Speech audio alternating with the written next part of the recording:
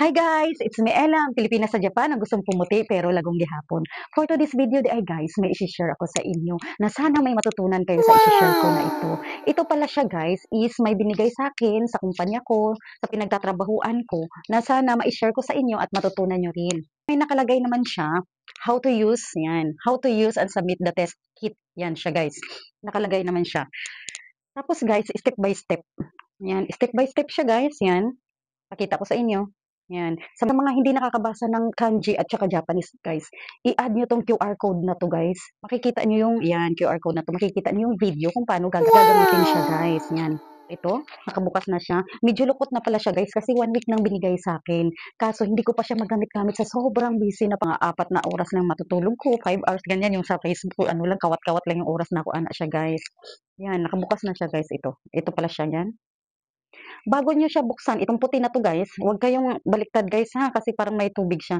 Yan, yung puti na 'to, may nakasulat, petsa pa siya o may nakasulat 2027, yan. Hanggang 2027 pa siya. Yan, matagal siya mag-expire. Buksan siya guys, yan. May ilalagay kayong ito. Yan, ito. Yung sticker na 'to. Yan, sticker yan. Yan. Sticker na 'to, dito niyo pala kukunin. Yan, ito. Yan. Yung sticker na 'to is yan.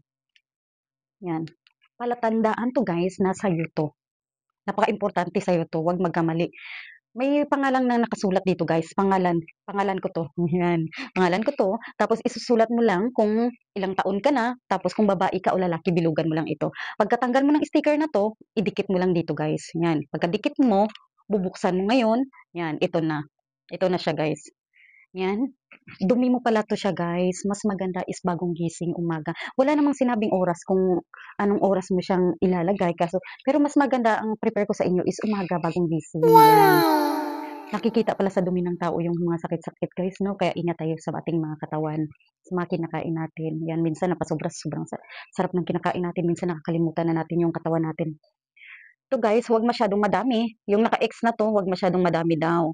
Ito din naka-X din 'to, huwag masyadong konti. Yan. Itong gitna guys, nakabilog yan. Yan. Yung nakabilog na 'to, yan yung tama. Yan yung tama, yung sakto lang. Pagkatapos guys, malaki na kayo, alam niyo na yung gagawin niyo. Yan, ipapasok niyo dito. Ingat kayo na hindi magkalat guys, yan.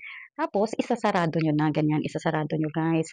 Pagkasarado niyo, syempre hawakan ng ibang tao para malinis na rin kung may tissue kayo or may alcohol, punasan niyo na rin siya guys, bago niyo ipasok. Yan, papasok niyo dito, yan. Dito sa Japan kasi guys, napaka-importante sa kanila yung health ng mga worker.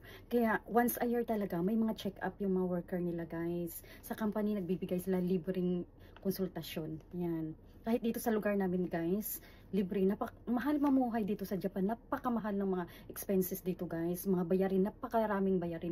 Pero worth it naman guys. Pag sa katawan mo, yung libreng check-up meron sila. Yan. Diri na day takutob guys. Sana may natutunan kayo sa video ko. Kung nagustuhan niyo yung video ko, please like and share and follow. Thank you for watching guys. See you to my next vlog. Bye!